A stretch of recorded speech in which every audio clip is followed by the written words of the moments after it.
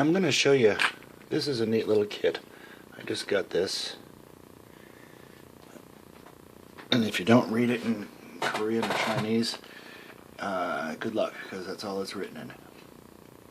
Made in China. Big surprise. Okay, now, this is a really cool watch tool to have. I just got this in, and I do not need to replace a pin on it. The last one I got was a little large. I was hoping to replace a pin and show you how the tool works. This is made for... Now it comes like this, okay? And let me explain that first. Okay, when it comes, it's just simple, okay? Pops off the back. But inside, if you're wondering what this is,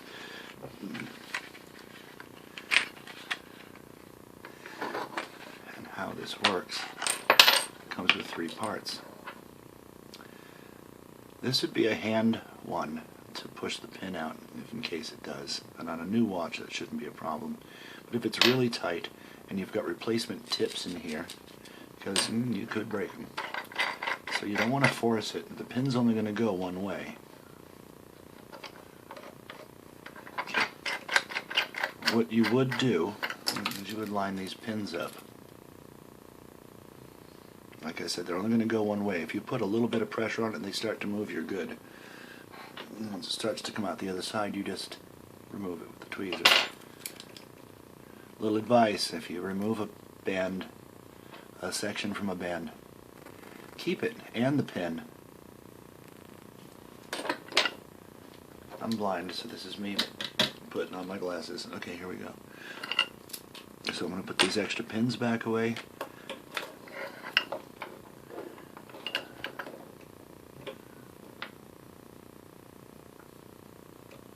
Okay, so the pin starts to move, so that's a good sign, but it doesn't go very far.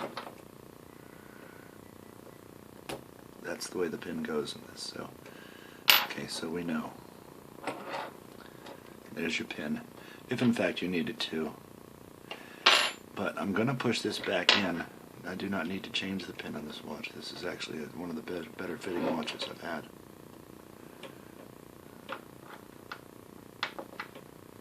Okay, now that's how you'd use it, just by hand.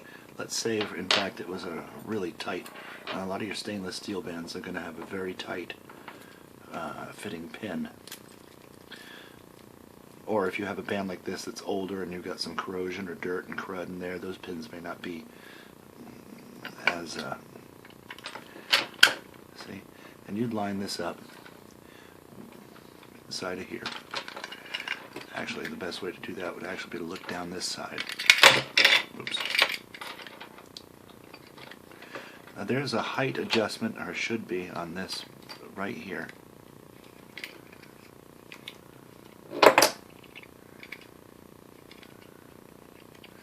Okay, that's how that works. Okay. Don't know what that is. I thought it was a height adjustment for this. But I'm learning too, as we go. But by the time I'm done making this video, I'll be a pro at this. Okay, here we go. So, you know, if you've got a bigger face watch, or a wider band, I'm not sure what that's for. Oh, I know what it's for. No, it's not. I'm thinking it was to hold those spare parts in, but no, it's not a good call. So let's do this. Like I said, if you want to remove a pin, you lay it down in here. You can line it up. You can see from this side when that pin lines up, and you would tighten this down.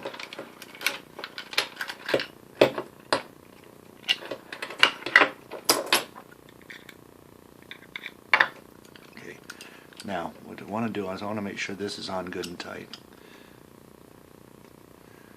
so that doesn't wobble. If that wobbles, then it won't go straight in, and that will help you not to break it. You break the pin off, the tool, inside where the pin shaft should be, and you might have a problem. Now, of course, like I said, you'd back this up, you'd line this up